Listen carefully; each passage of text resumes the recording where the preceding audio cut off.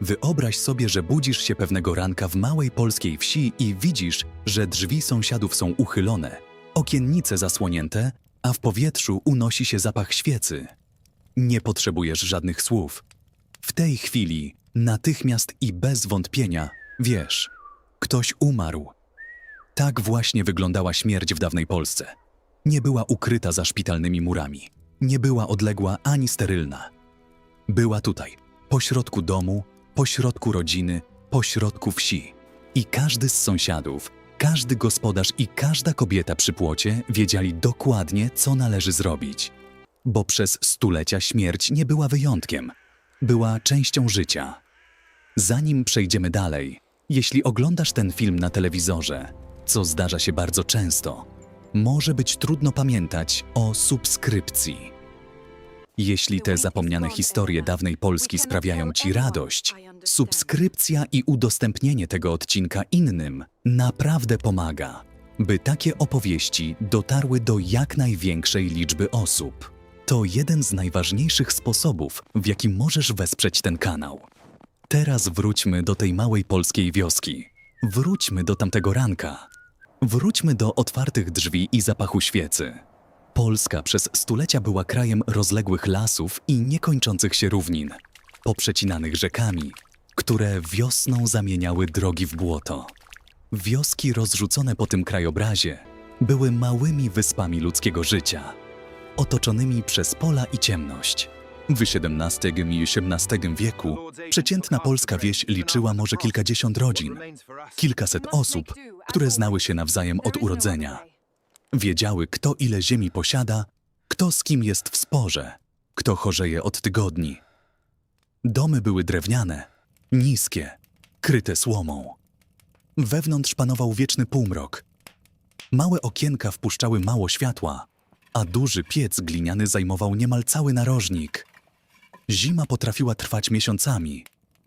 Epidemie wracały co kilka lat. Głód był znajomym gościem. W takim świecie śmierć nie była zaskoczeniem.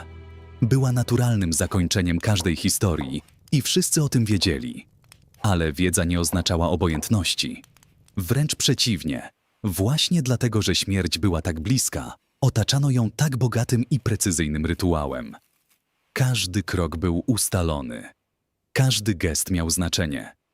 A żaden z tych gestów nie był przypadkowy. Zanim ktokolwiek umarł, wiedziano o tym wcześniej. Przynajmniej tak uważano. Dawna Polska była światem znaków. Wróżono ze snów, z zachowania zwierząt, ze zjawisk atmosferycznych. Jeśli pies wyje nocami pod domem chorego, to zły omen. Jeśli sowa siada na dachu, ktoś odejdzie.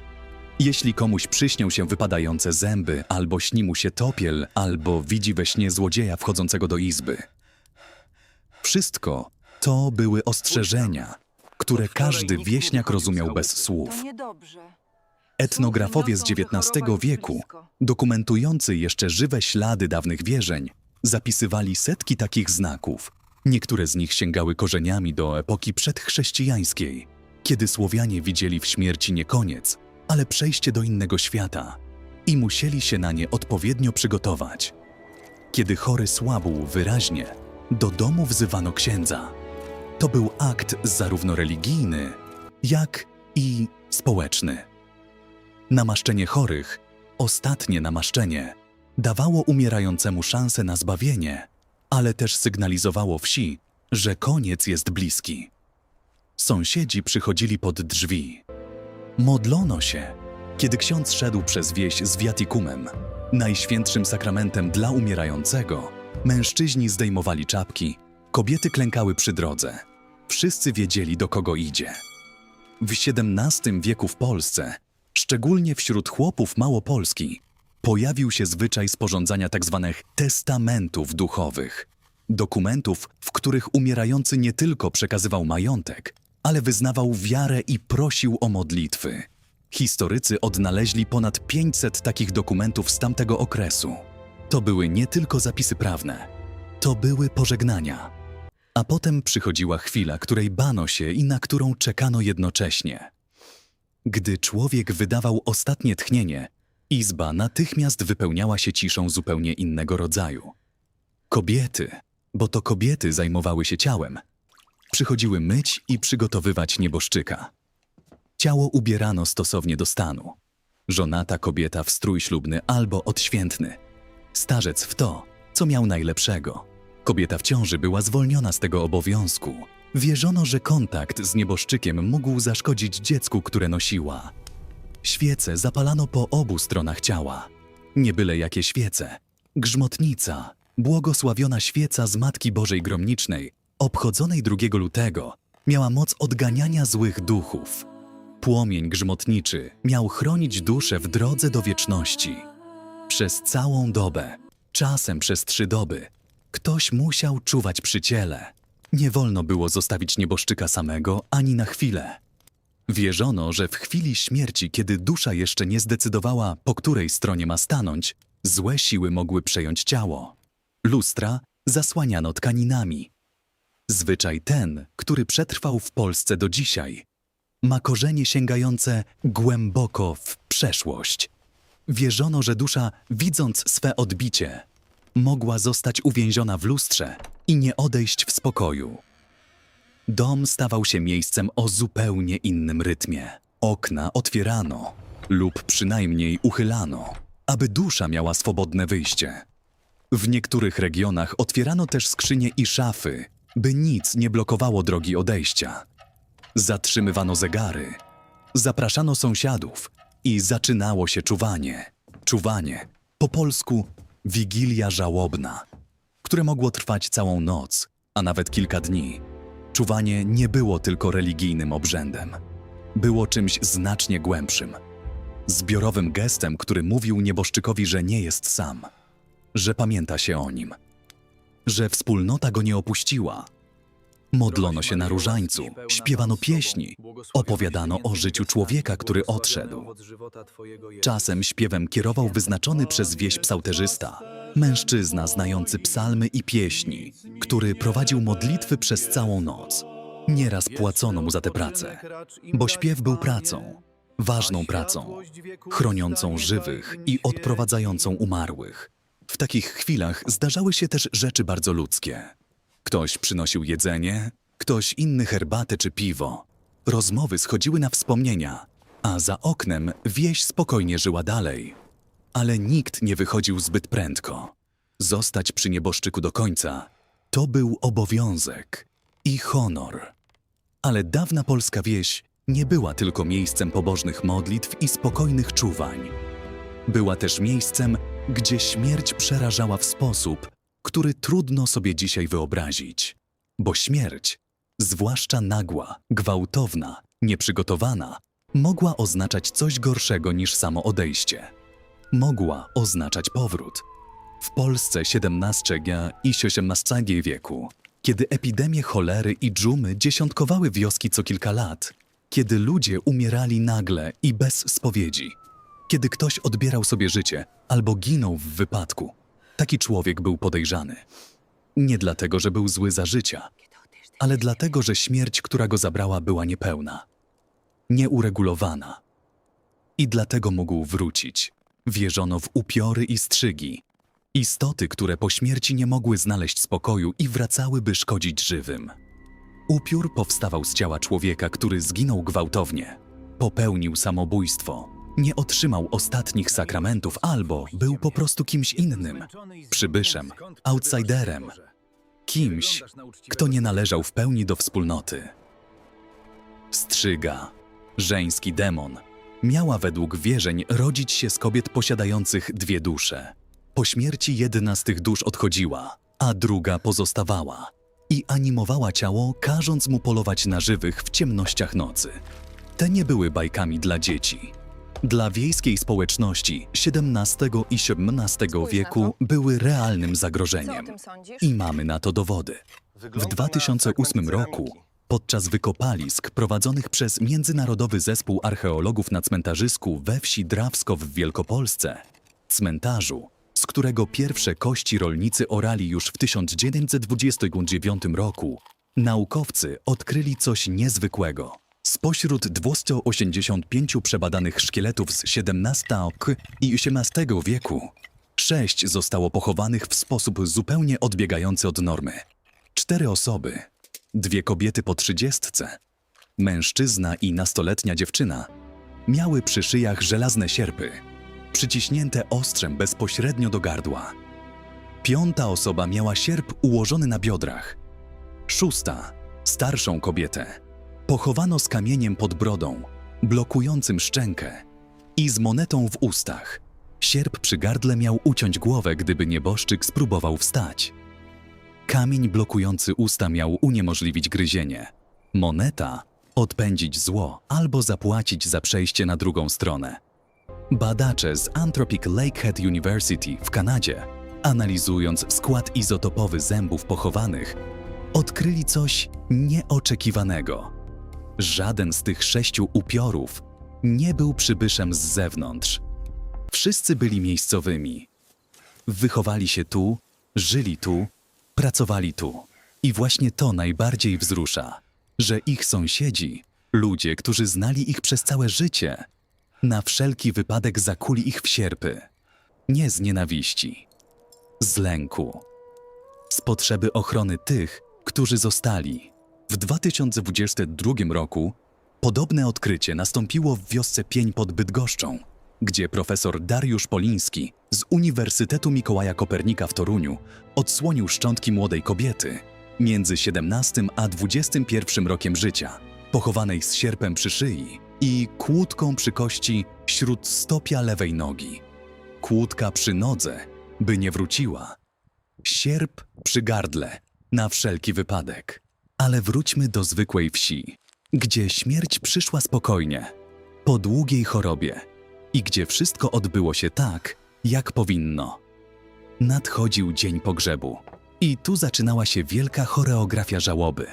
Precyzyjna jak zegarek, obowiązkowa jak płacenie podatków. Trumna, drewniana, zbita przez wiejskiego cieśli albo przyniesiona z miasteczka, była ustawiana w izbie. Zanim ją wyniesiono, należało spełnić kilka bardzo ważnych obrzędów. Każda osoba, która przyszła na czuwanie, musiała pożegnać nieboszczyka osobiście, ucałować go w rękę albo w policzek. Wyjątek robiło się tylko dla kobiet w ciąży. Wierzono, że jeśli ktoś nie złożył tego pożegnania, duch nieboszczyka będzie go nawiedzał, nie ze złości, ale z żalu, że nie dostał należnego mu szacunku. Kiedy trumnę wynoszono z domu, pukano nią 3 razy w próg. 3 uderzenia. Jakby nieboszczyk żegnał dom, w którym żył. Wszystkie krzesła i ławki, na których siedział, były wywracane do góry nogami.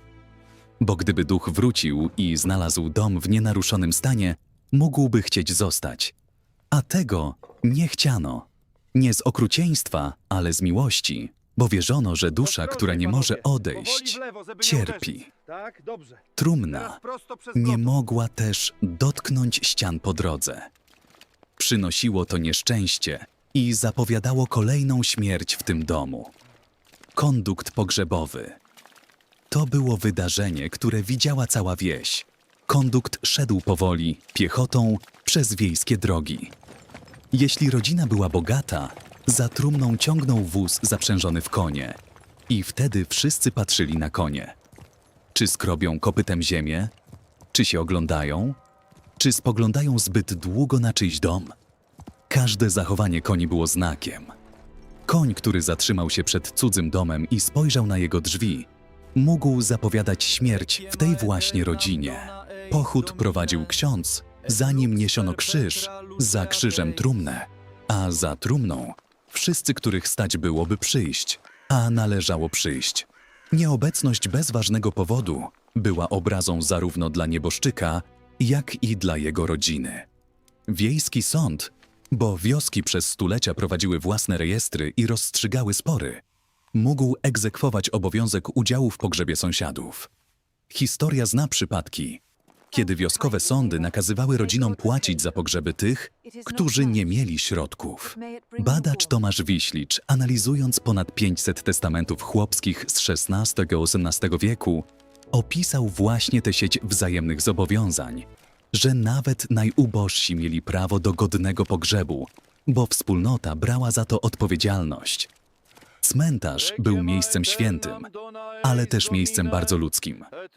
Znajdował się zwykle przy kościele, tym samym, w którym chrzczono, brano śluby i przystępowano do komunii. Grób był wśród grobów tych, których się znało. To miało swój ciężar, swoją pociechę. Leżeć obok sąsiada, z którym przez całe życie kłóciło się o miedzę, może to i sprawiedliwe. Na grób sypano ziemię. Ksiądz odmawiał modlitwy i zaczynał się ostatni akt tej ceremonii. Stypa. Stypa, po polsku pominki, wywodziła się ze staropolskiego słowa pamiętaj. To był posiłek żałobny, który rodzina urządzała po pogrzebie, zapraszając wszystkich, którzy przyszli oddać hołd. Na stole pojawiało się jedzenie i piwo. Opowiadało się o nieboszczyku, jego dobrych stronach, jego wyczynach, jego zwyczajach. Płakało się i śmiało jednocześnie, bo stypa nie była tylko żałobą. Była też potwierdzeniem, że życie trwa dalej, że wspólnota przeżyła stratę, że następna zima też jakoś minie. Ale ze śmiercią nie było tak prosto, bo dusza nie odchodziła od razu. W polskiej wsi XVII i XVII wieku wierzono głęboko, że przez 40 dni po pogrzebie dusza nieboszczyka jeszcze krąży blisko domu. Odwiedza miejsca, które znała. Siada przy stole, gdzie przez całe życie jadła. Może nawet słyszy, co o niej mówią. Dlatego przez pierwsze tygodnie po śmierci zachowywano wiele zasad. Nie zamiatano domu przez kilka dni po pogrzebie, bo można było przypadkiem zmieść duszę. Nie przynoszono do domu niczego z pogrzebu, kwiatów, ziemi, czegokolwiek, co było przy grobie. Nie wnosiło to dobrego. I przez 40 dni modlono się za duszę, na różańcu, w kościele, przy domowej kapliczce, prosząc, by znalazła spokój. A potem przychodziło wszystkich świętych i zaduszki, 2 i 3 listopada, kiedy cała Polska zapalała świece na grobach i wracała myślami do tych, którzy odeszli. Ten zwyczaj, który dzisiaj co roku przenosi miliony Polaków na cmentarze z płomykami w rękach, ma swoje korzenie nie tylko w chrześcijaństwie. Sięga znacznie głębiej, do dawnych słowiańskich dziadów, kiedy zapraszano duchy przodków do domów, gotowano dla nich jedzenie i proszono, by nie krzywdziły żywych. Kościół przez stulecia walczył z tym zwyczajem. Próbował go zastąpić liturgią, ale słowiańska pamięć okazała się silniejsza. Zamieniła się, dostosowała i trwa do dzisiaj w każdym płomieniu świecy zapalonym przy nagrobku. Była jednak jedna kategoria śmierci, której nie urządzano takiego pogrzebu. Samobójcy, nieochrzczeni, ofiary nagłych wypadków, kobiety, które umarły podczas porodu przed przyjęciem sakramentów. Ci wszyscy leżeli za murem cmentarza, na ziemi niepoświęconej, z dala od wspólnoty, do której należeli za życia. To była jedna z najbardziej bolesnych zasad dawnego świata. Rodzina płakała, ale nie mogła nic zrobić. Kościół miał swoje prawa. Wieś miała swoje prawa. I granica między pochowanym z honorem a pochowanym za murem była granicą, której nie wolno było przekroczyć.